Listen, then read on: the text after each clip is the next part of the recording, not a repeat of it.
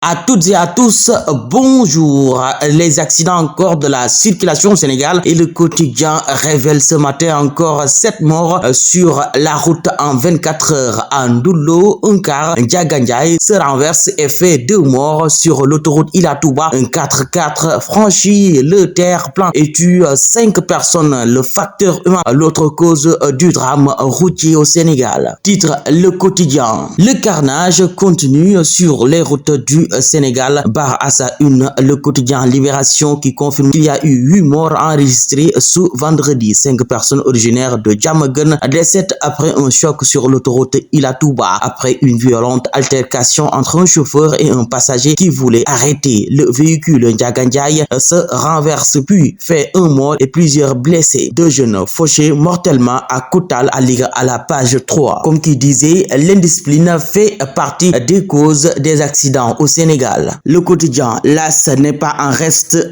car il barre à sa une collision entre un 4x4 et un véhicule à Dakar. 5 morts et 3 blessés sur Ila Touba. Mansour Faye vs Ousmane Sonko bis. Opinion, répartition des postes de l'OMVG. Le quotidien titre ce matin que Mansour Faye électrocute Ousmane Sonko. L'ancien ministre reproche au premier ministre d'avoir renoncé au siège et à des postes dans le Sogessar. Plus loin, Mansour Faye accuse Ousmane Sonko, gestion de la Sogessar sur le fleuve Gambie. Mansour Faye accuse Sonko de sacrifier les intérêts du Sénégal à la page 5 du quotidien LAS. Pendant ce temps, Enquête quotidien parle de l'opposition qui est divisée au Sénégal et Pastef en roue libre. À la une, vous pouvez voir le tandem Diomaye Sonko entouré par l'opposition. Sonko et Diomaye en face à face direct avec le peuple. Le Soleil national parle de cette décision du Premier ministre Ousmane Sonko. Cotisation pour la grande muraille verte. Le Premier ministre s'engage à payer les arriérés du Sénégal. 3 millions de barils de pétrole brut en janvier 2025. C'est l'annonce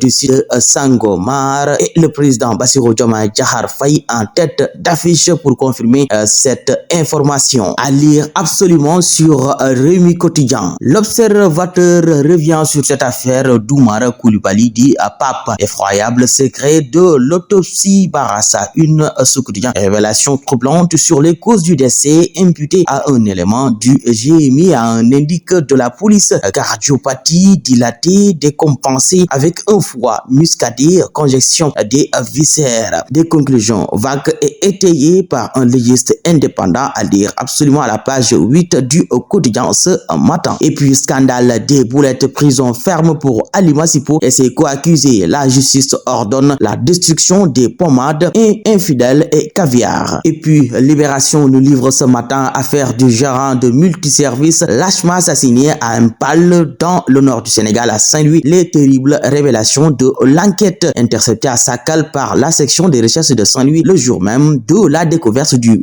corps sans vie écroué hier pour vol et assassinat. L'étudiant Abdouaziz Samba, âgé de 23 ans, est passé aux aveux. Le présumé assassin qui fréquentait Cheikh Ahmed Tidiane Wade lui avait demandé de lui faire un dépôt de 400 000 francs CFA sur son compte mobile, prétextant récupérer les fonds pour lui payer. Il avait demandé à Cheikh Ahmed Tidiane Wade de monter sur sa moto afin d'aller récupérer l'argent. En cours de route, Abdouaziz Samba a arrêté la moto à hauteur du village de Mirangaï avant de surprendre Cheikh Ahmed Tidiane Wade et l'assommer. Le mis en cause lui a attaché les mains avec l'habit qu'il portait en dessous de son pull, puis l'a froidement égorgé avec un couteau qu'il avait dissimulé. L'assassin présumé aux gendarmes j'étais possédé par de mauvais esprits. Culture avec le Soleil national, sorti en salle du film du conte musical Birima de Youssou Madjiguendour, un nectar passé sur un grand écran. Suspension de l'USAID, la société civile dans un brouillard. Et Mamadou Seck Rado de dire nous allons souffrir. Sadikh Niass,